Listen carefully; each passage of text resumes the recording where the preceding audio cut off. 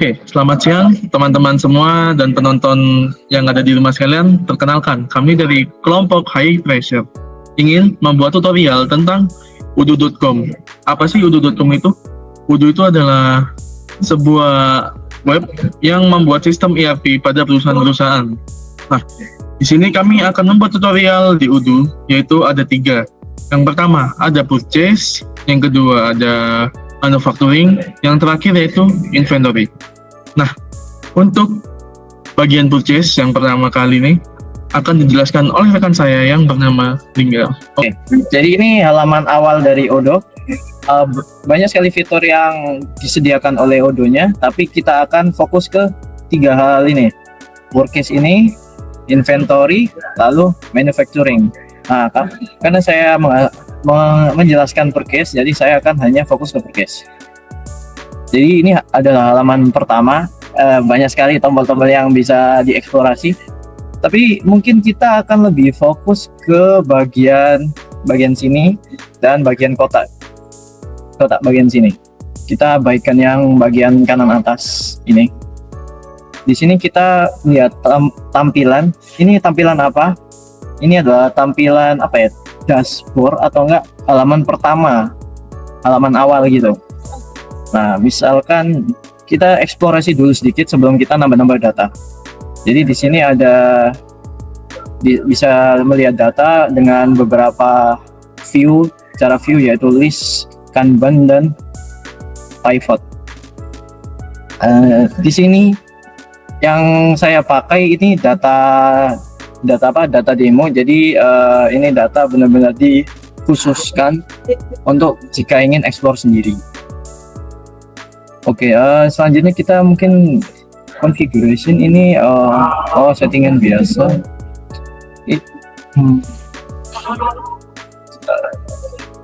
Kita fokus ke reporting dulu aja. Di reporting ini ada purchase. Nah, ini namanya reporting, yaitu ada laporan. Jadi kita bisa lihat laporan dari pembeliannya maupun dalam bentuk bar, lalu line, lalu bisa pie chart. Kita juga bisa lihat. Ya bisa bilang ini kita kayak lagi main Excel deh. Kita bisa descending, ascending, dan sebagainya. Kita juga bisa lihat average cost, effective quantity, dan sebagainya.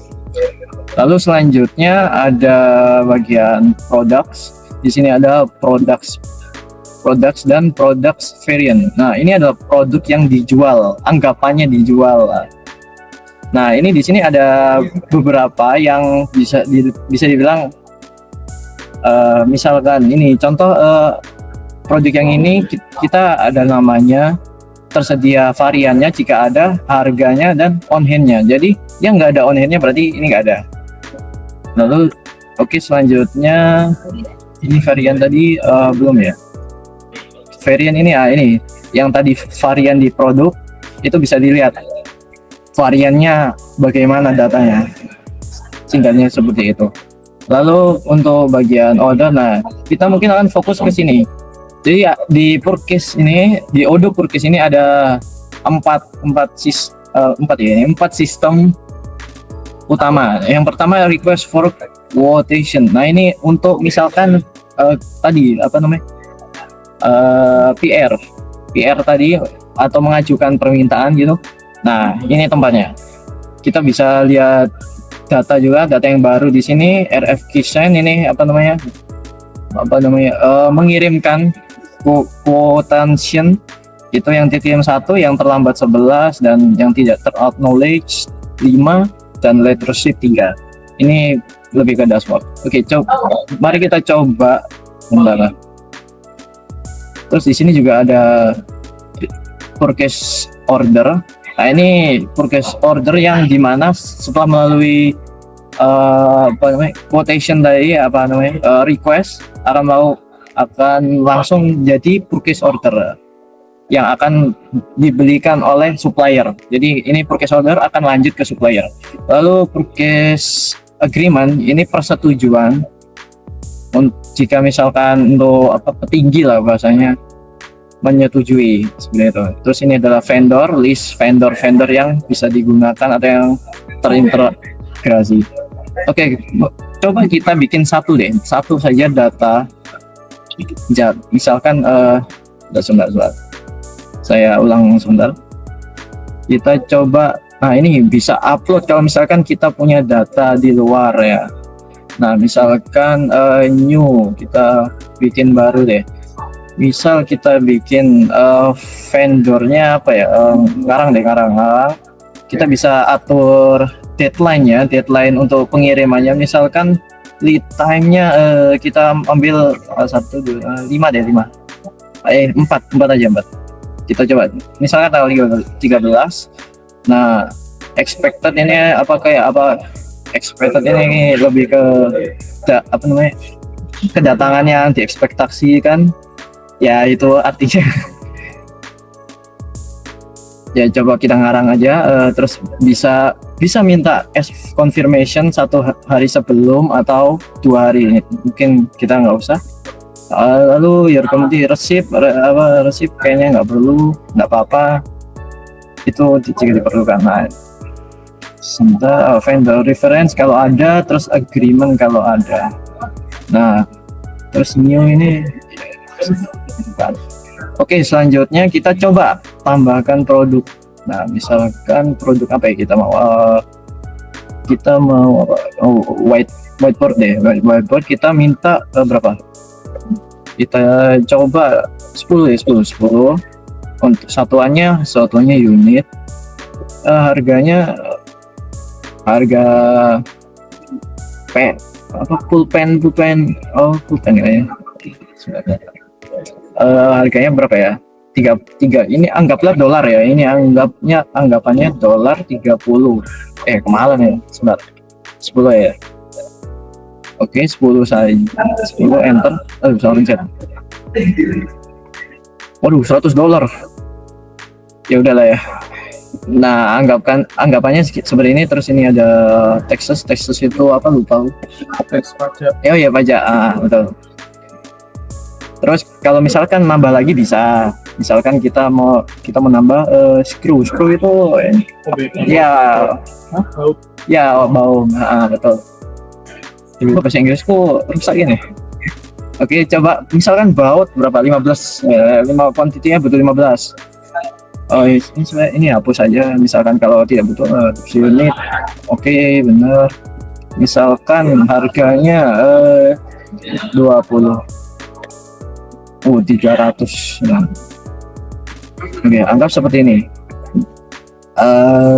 Terus di sini ada define your term of condition. Jadi ini kayak kondisi yang misalkan kalau produknya harus seperti ini, harus seperti itu.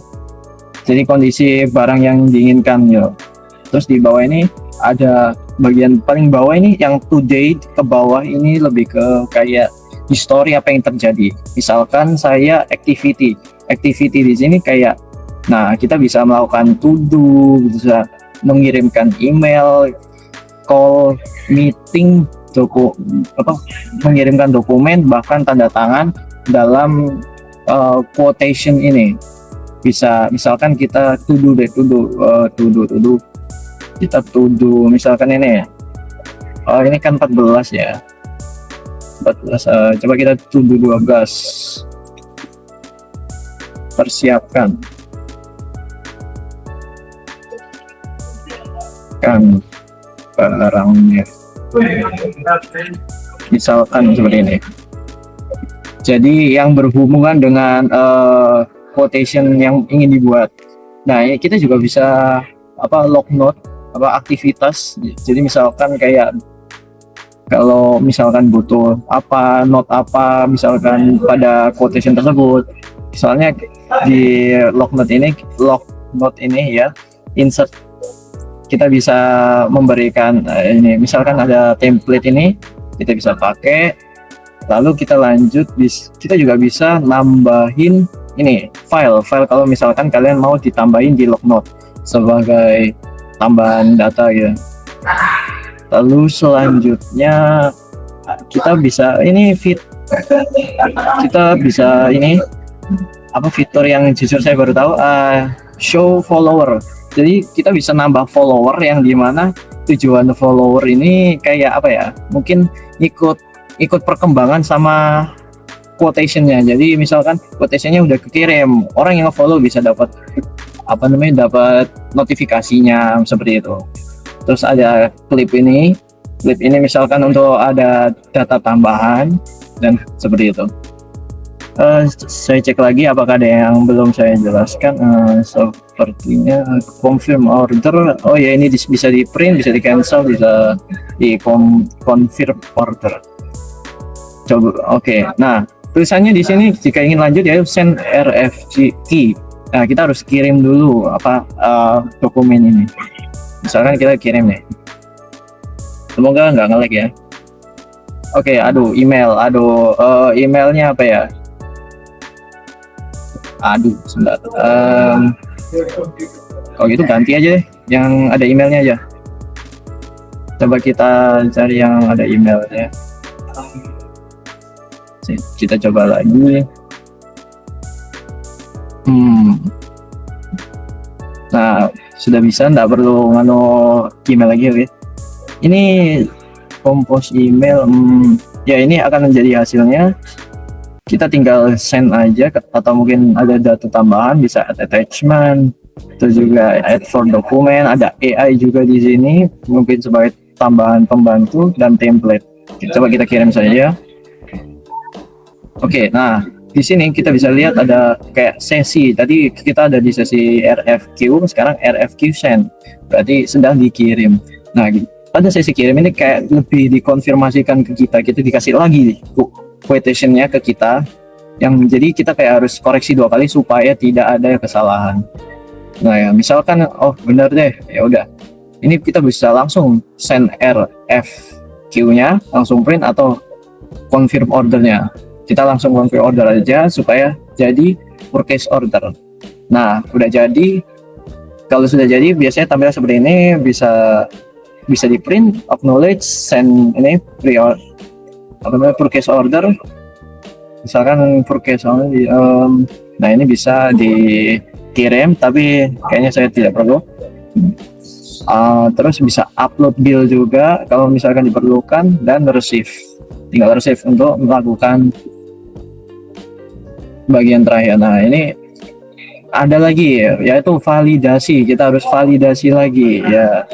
Anggaplah ini bagian bawah, ini sama sih, jadi kita harus validasi kembali lagi.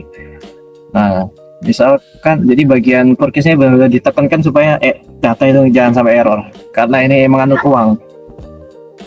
Nah, misalkan done selesai, berarti ini sudah 100% selesai. Kita bisa return atau print. Kalau print kita nanti bakal nyelesain dan kita bakal dapat dokumen PO-nya berupa PDF. Coba saya return kembali seperti apa. Bisa return bisa discard semua, kita bisa hapus semua quotation-nya atau for exchange, tapi kita return biasa. Oke, nggak bisa, dia udah lah ya. Oke, segitu aja kayaknya purchase. Jadi cukup rumit karena menganut harus uang, juga harus mengakses kebutuhan dari ini gudang, juga dari manufaktur, juga berhubungan juga dengan sama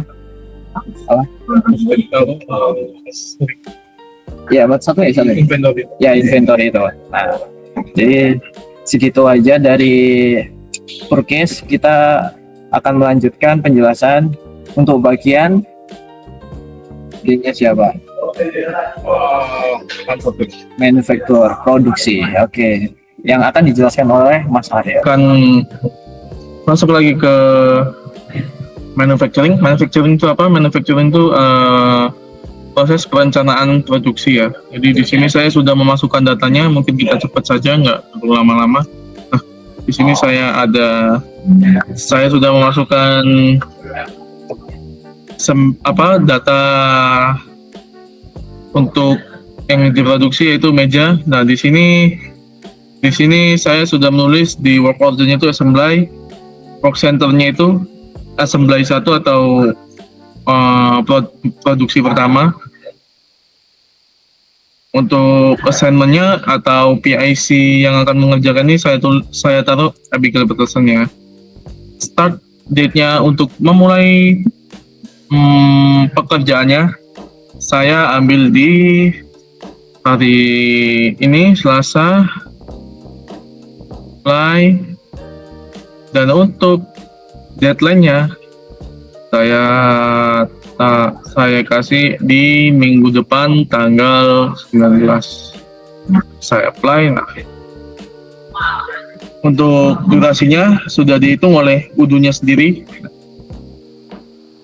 Di sini employee ini atau PIC-nya sendiri yang membuat itu ada yang namanya Raffi Aditya Pratama. Oke. Untuk fully productive time-nya kita buat seperti ini. Oke, sudah. Oke. Untuk di sini saya sudah tulis semua work order assembly 1 meja. Work centernya ya assembly pertama dari si meja ini. Untuk yang menanggung jawabkan produksi ini yaitu Abigail Peterson. Untuk mulai pembuatannya dari tanggal 9 Desember jam 1 siang sampai 19 Desember pukul 3. Nah, setelah itu kita akan masuk ke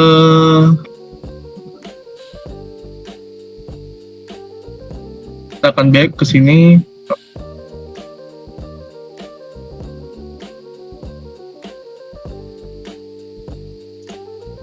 Oke.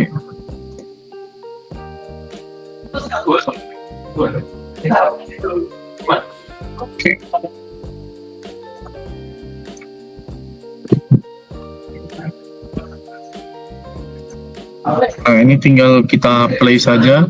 Nah, di sini kita bisa mengeplay durasi itu di dalam Udu itu.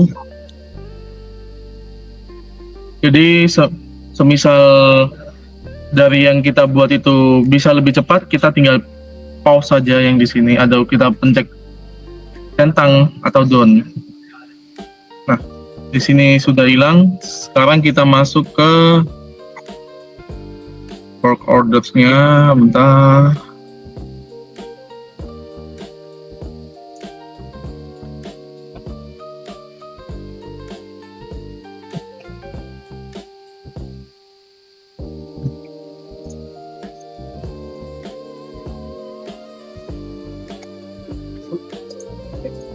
Oke, ini kayaknya sudah masuk ya, cuman nggak keluar di tabelnya. Di diagramnya ini tidak keluar.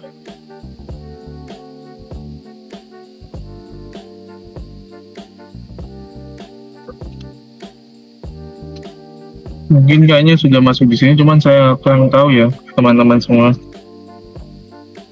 Mungkin itu sih gambarannya dari manufacturing. Nah, untuk selanjutnya akan dijelaskan oleh rekan saya. Dan kali ini saya akan menjelaskan tentang inventory itu sendiri. Seperti yang dijelaskan dari teman-teman saya sebelumnya ya.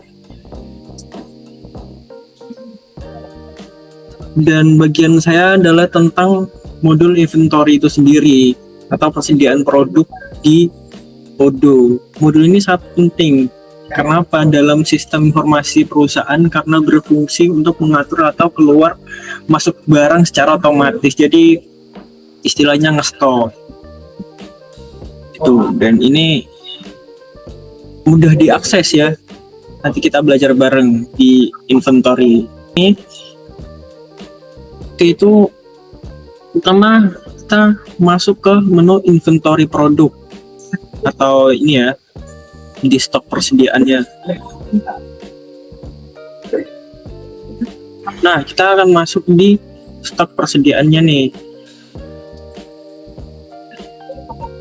Stok persediaannya bisa dilihat. Ini ada overview operasi produk atau laporan konfigurasi. Di sini adalah produk-produk yang didemokan, yang mana udah jadi nih, tapi saya akan membuat produk baru. Kita produk, pencet produk, di baru, baru. Nah, kita di create ini kita bisa isi nama produknya, misal dengklek.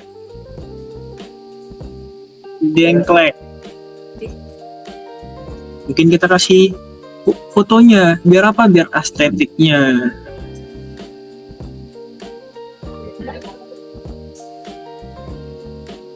Nah, sudah keluar. Sangat estetik, bukan? Lalu kita bisa nih atur-atur di sini. Ada barang berdasarkan kuantitas, kita harga jual kita mungkin rubah jadi berapa? 5.000. Oke. Modal bebas ya teman-teman ya. Ini sebagai contoh aja, kalian mau naruh barang apa ya. Modal paling dapat 100.000 lah. Gitu ya. Kategorinya bisa kalian pilih, furniture boleh. Untuk referensinya kita bisa link terbaca.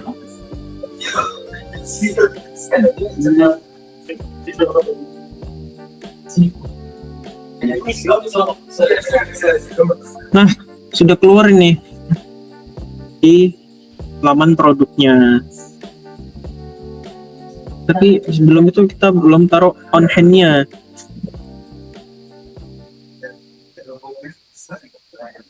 Belum naruh on hand-nya di on hand quantity-nya. Misalnya di sini stoknya kita bisa kasih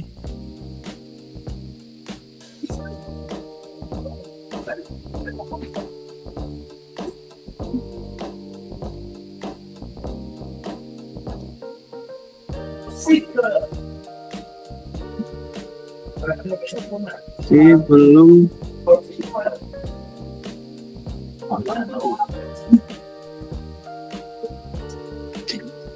white.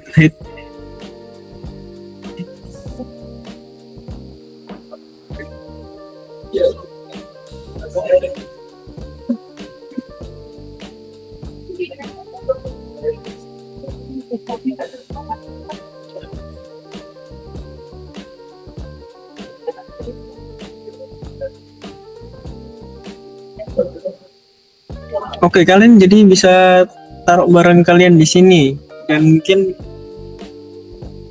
di purchase sendiri itu seperti teman saya yang dijelaskan sebelumnya, itu cara untuk purchase-nya. Tapi di sini kita untuk naruh stok persediaannya itu di sini semua. Di sini kayak ada operasi, penerimaan, pengiriman. Kalau kita lihat di overview itu sendiri ya, kita bisa melihat kayak terlambat gini, kita bisa, nah seperti itu.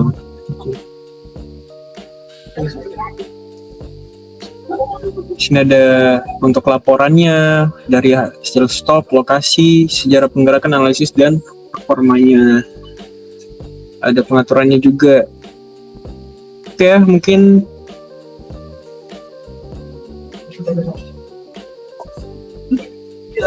nah,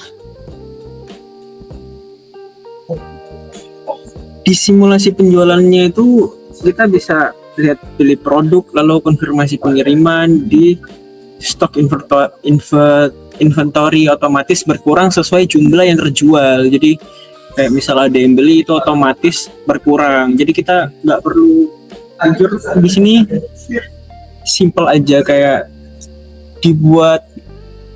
dipermudah sebetulnya. Jadi kayak bisa ngecek hasil stok yang tersedia, kita ingin ngestok berapa atau berapa, jadi ini untuk memudahkan kita seperti itu.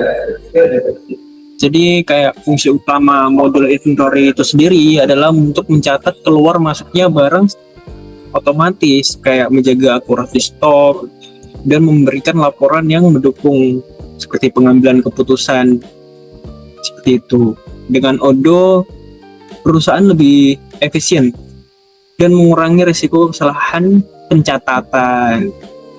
Mungkin itu dari saya untuk penjelasan stok persediaan. Mungkin dari teman-teman saya ada tambahan? Mungkin cukup ya?